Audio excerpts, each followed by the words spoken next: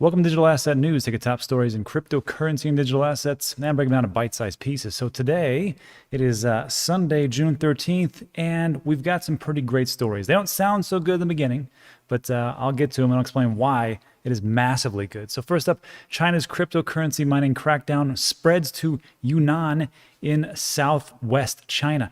And this is great news because we're going to see a mass migration of all the different Chinese Bitcoin mining operators move into North America and Europe. So we'll take a look at that on top of the fact that we've also got some more great news as another country falls and they start to ask for Bitcoin, and this is in Africa and Tanzania. So we'll take a look at those two stories, and what I want to talk about real quick is what the heck is going on in the market. So again, it is Sunday, it's 5 p.m. here in El Paso, Texas time, a crisp, cool 106 degrees, and here we are. So the market cap, 1.63 trillion. And if you followed yesterday's video, we talked about how was Sunday going to be the day when we were going to see a massive dip. And everybody was saying that we were looking to go to this death cross. And one of the few people, CJ and Monty over at Market Rebellion, were like, well, we're just going towards that. It doesn't mean it's going to actually happen. But if the price keeps falling, we're going to see a crossover the 50 and the 200-day moving average. Well, that did not happen. And everything just seems to magically go in the exact opposite direction of what people think it is. And in the video yesterday, I said, I don't know what you want to do here. I mean, if my goals are not your goals. So if some people were all talking about selling and they were really scared that Bitcoin was going to go 25,000 and it was going to be really bad. And I just said, look, you know, it's up to you to decide what you want to do. But me personally, and you can watch the video from yesterday, I said, I'm not going to sell. I don't really like to go back and forth. I'm just a long-term investor. I don't really care what happens as far as fluctuations in the market because I've learned the lessons from the past. And the lessons from the past were people who got into crypto and, you know, they sold and they were waiting to get back in and everything just kind of blew up and they just missed the boat. So I'm like, you know what? I've got my exit strategy and it doesn't involve these short-term swings. So I really just don't care. Anyhow, so today it did the exact opposite of what most people thought it would do, and it's now 1.63 trillion. So that's pretty great. And on top of that, we actually talked about not just the death cross, we also talked about the massive amount or more increase in people who were wanting to short the market. And we took a look at bybt.com yesterday, and it was about 80% people were shorting. And now today, magically, everybody's going long. So what does that mean? Well, it means usually that when you had a lot of people who were going short, and remember the price of Bitcoin was around 34,000, 35,000. Well, when it starts to go up to 38, 39,000, what are you going to see? You're going to see this. And this is over at Trade the Chain. What I like about it is because you can take a look at the wrecked positions, who got wrecked. I'm sorry if you were, but you're going to see a lot of those. Liquidations. Some of these, like there's Litecoin here, but most of these are Bitcoin, Chainlink, Bitcoin. And yeah, I mean, if you want to keep doing that, then that is up to you, but not a good play, I think, for people just looking to get rich, doing shorts and whatever else. Do whatever you want to do. So that's what's going on. Let's take a look at what is up. Bitcoin is almost at 39,000. And then we got Ethereum around 25. I mean, everything's looking pretty good in 24 hours. So exact opposite of what we thought. Uniswap was up 7%. Congratulations. 4% for Litecoin. Watch out. Theta token up 10%. Everything, it's a good day. It's a great day. Everybody's happy. Let's take a look at what's going on. Let's just get into it, shall we? So I love these stories. I love these stories as China just says, we want you out of here. Great. Cannot wait to get all these Chinese miners out of China into North America and Europe. So let's just go take a look at what's going on. China's crypto mining crackdown spreads to Yunnan in the southwest. So just so you know, China accounts for over half of global Bitcoin production, but some miners have been considering moving elsewhere after the state council, China's cabinet, vowed to clamp down on Bitcoin mining and trading last month.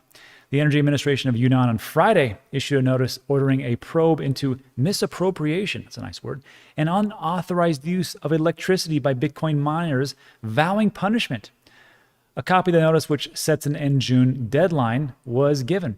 The probe in Yunnan, China's fourth biggest Bitcoin mining hub, follows restrictions in several other areas. The northwestern province of Qinghai, I think I nailed that, and a district in neighboring Xinjiang, same, have ordered crypto mining projects to close. Inner Mongolia has unveiled measures to crypto mining, while Sichuan, nailed it, is probably the industry. I probably butchered all those names. I don't really care.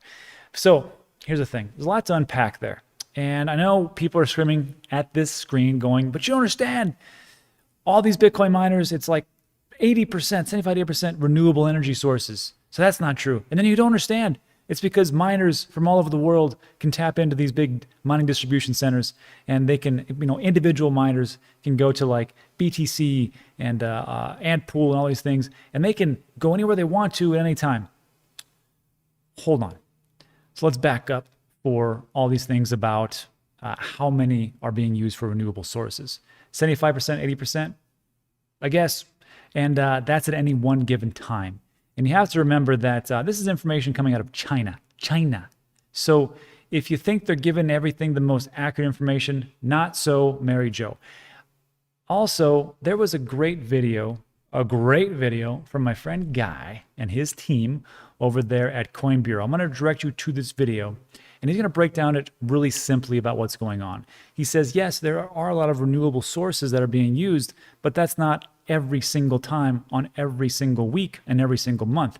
Actually, a lot of these miners actually start to move and push forward into the inner parts of China where they use more coal power.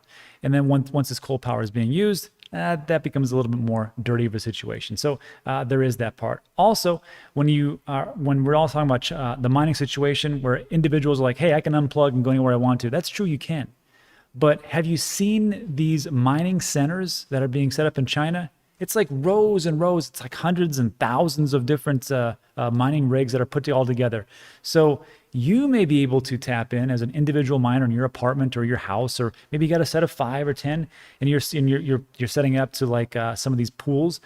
But they, I believe, are like the lion's share, and I can't find any data as to how many exact mining rigs are in each of these warehouses that is all located in China. They're all over there. And one of those factors, and Guy talks about in his video, is where there was a flooding of a mining coal plant, and it dropped the hash power of Bitcoin by 30% because the electricity couldn't get to these mining operations. So even if you say that, hey, that is what it is. So we'll take a look at that later at your own leisure. And this, to me, personally, I think is fantastic news. And I think it's fantastic news because, in all honesty, I don't trust China. I don't trust anything that's going on there. And I just think it's an unsafe situation. I am a patriot. I love America. I'm not going to deceive you by saying anything else. I was in the military for 8 years, and to me, I'm ecstatic that China is making the wrong decision. The government, not the people, the government is making the wrong decision by passing on crypto. If they want to pass on crypto because they want the digital yuan and really control all of their citizens, that is what they want to do. That's great. Let the 1.6 billion people just get passed over. And that's what they want to do as far as the government. The other 5.25 billion that are still left out there who want cryptocurrency will take it over and will run with that flag. So to me, this is awesome. And then even in Guy's video, he talks about how there's just been more and more these mining operations who are moving their operations over to Europe and North America, or inquiring about it because they're going to get shut down in China. I don't know how. It's a very simple way to think of these types of things. And then I also believe that these Chinese miners, to move thousands and thousands of mining rigs and open up a new warehouse and open up a new infrastructure and everything else, takes a lot of money.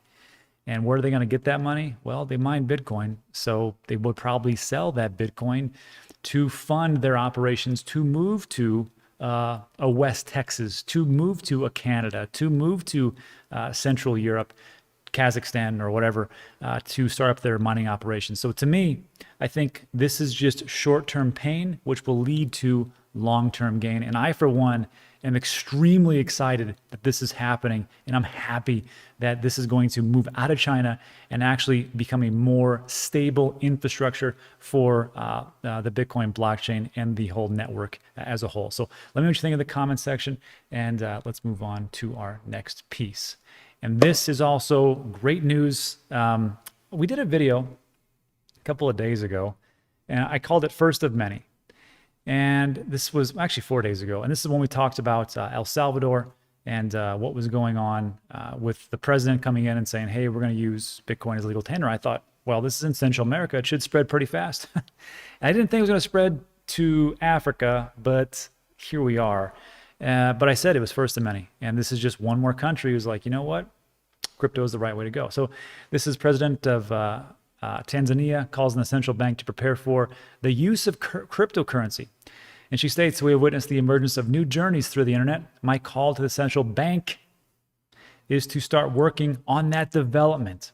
So no, it is true that these central banks are still going to fight tooth and nail, and they do not want to have cryptocurrency come in and eat up what they're doing. But I see a lot of governments, a lot of different countries, and they're all looking at it a little bit more differently. I think they know that this is the future and they see the writing on the wall, so they want to allow this to come in.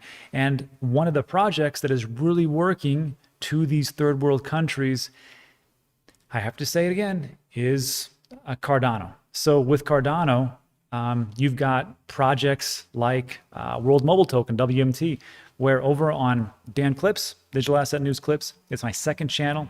And what we do over there is we highlight some more of these different projects that are up and coming. I don't like to do it on Digital Asset News because this is just for the news channel. So we talked about World Mobile Token. They are about to have their token generation event. And what they are doing is they are putting in infrastructure. See these little air nodes? That's what gives telecommunications and mobile service to these villages in sub-Saharan Africa. They've already done it. Guess where? Tanzania. And that's the first part. They're also putting in these solar panels so that they can actually power the service of these telecommunication towers or this mesh. And on top of that, if they, which they will, when they produce excess power, they can either sell that power or they can run the entire village.